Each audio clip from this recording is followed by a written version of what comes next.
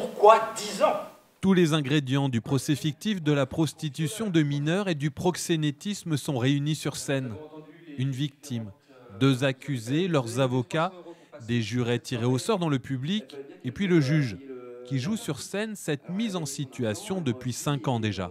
Puis devant les évidences rapportées par les enquêteurs, elle a admis qu'elle restait dans cet appartement la journée et la nuit. Elle y recevait des hommes entre 3 et 8 par jour pour avoir des relations sexuelles avec elle. Le but est de faire de la sensibilisation. Alors de la sensibilisation qui va à la fois vers le grand public, mais qui va aussi vers les jeunes, parce qu'on parle de la prostitution des mineurs. La prostitution des mineurs, c'est un phénomène qui a explosé depuis 5 ans et depuis la crise du Covid, avec tous les réseaux sociaux qui l'ont amplifié.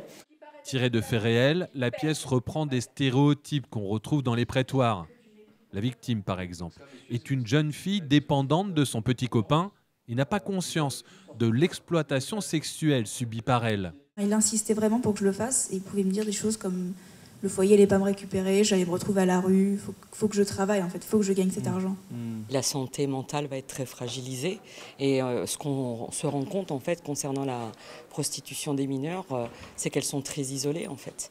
Et souvent c'est la mauvaise rencontre qui va faire que la personne va basculer dans la prostitution et notamment on va mettre sous emprise.